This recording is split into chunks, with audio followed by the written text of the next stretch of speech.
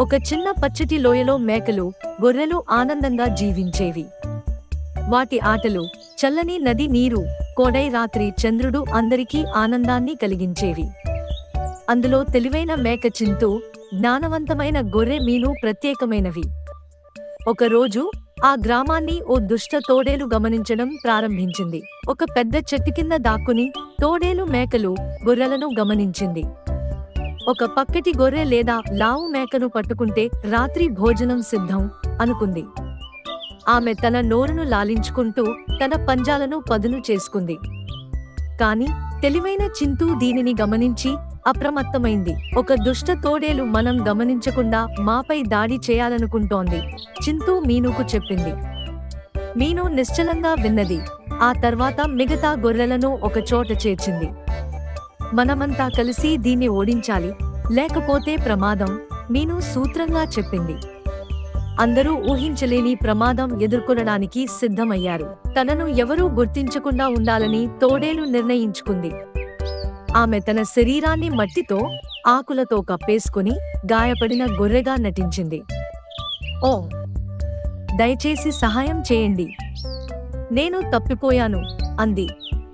కొన్ని మేక పిల్లలు నమ్మాయి, కానీ చింతూ, మీను మాత్రం అనుమానపడ్డాయి. నువ్వు నిజమైన గొర్రె అయితే ఈ గడ్డి తిను, మీను కోరింది. తోడేలు అసహనంగా కనిపించింది. ఆమెకి గడ్డి తినడం అసహ్యం. ఆమె గడ్డి నోట్లో పెట్టుకుని వెంటనే ఊసివేసింది. అందరూ ఆశ్చర్యంగా ఆమెను గమనించారు.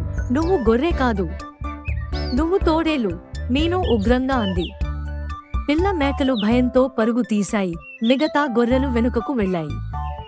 ఆకలితో ఉన్న తోడేలు గర్జిస్తూ తన వాస్తవ స్వరూపాన్ని బయటపెట్టింది. ఆమె హఠాత్తుగా దాడి చేయడానికి సిద్ధమైంది. చింతూ వెంటనే ఒక పెద్ద రాయిపైకి ఎక్కి, అందరూ నదివైపు పరుగెత్తండి అంది. గొర్రెలు, మేకలు వెంటనే నదివైపు పరుగెత్తాయి. కానీ తోడేలు చాలా వేగంగా వారిని వెనుక నుంచి తరుముతోంది. అది గమనించిన మీను నది దగ్గర ఉన్న ఒక పెద్ద దున్న చూసింది. మనము ఆ కట్టెను వాడి తోడేలను మోసగించగలం, మీను చింతూకు చెప్పింది. చింతూ అంగీకరించి ఇద్దరూ కలిసి దుండిని నది అంచున ఉంచారు. తోడేలు దూకడానికి సిద్ధమవ్వగా వారు ఆ దుండిని తోసేశారు. ఒక పెద్ద శబ్దంతో దుండి నేరుగా తోడేలుపై పడింది. ఓహ్, నేను ఈత కొట్టలేను, సహాయం, తోడేలు గట్టిగా అరచింది. నది అలలు ఆమెను దూరంగా తోసేశాయి. అది పోవడం చూసి గొర్రెలు, మేకలు హర్షధ్వానాలు చేశాయి. ఆ తోడేలు ఆ గ్రామం వైపు తిరిగి ఎప్పటికీ రాలేదు. పిల్లలు ఆనందంగా నర్తిస్తూ, చింతూ, మీను మనలను రక్షించారు అని అరుస్తూ సంబరాలు చేసుకున్నారు. మన ఊరు ఇకపై సురక్షితం అన్నాడు ఒక ముసలి గొర్రె. చింతూ, మీను గర్వంగా నిలబడి చిరునవ్వుతో ఒకరినొకరు చూసుకున్నారు. ఆ రోజు నుండి గొర్రెలు, మేకలు ఎప్పుడూ అప్రమత్తంగా ఉండటం ప్రారంభించాయి. ఆ రాత్రి మీను చిన్న పిల్లలందరినీ తన చుట్టూ చేర్చుకుంది. తెలివిగా ఉండాలి, ఎవరికైనా ఇలా మోసం చేయాలనిపించవచ్చు అంది మీను. మనందరం కలిసికట్టుగా ఉంటే ఎలాంటి ప్రమాదాన్నైనా ఎదుర్కోగలం. అందరూ ఆనందంగా తలూపి అలాంటి ప్రమాదం మళ్లీ జరగనివ్వమని నిర్ణయించుకున్నారు. గ్రామ పెద్ద అయిన ముసలి దున్నపోతూ ఒక కొత్త నియమాన్ని ప్రకటించాడు. ఈ రోజు నుండి ఎవరైనా అజ్ఞాత వ్యక్తిని గ్రామంలోకి అనుమతించే ముందు పరీక్షించాలి.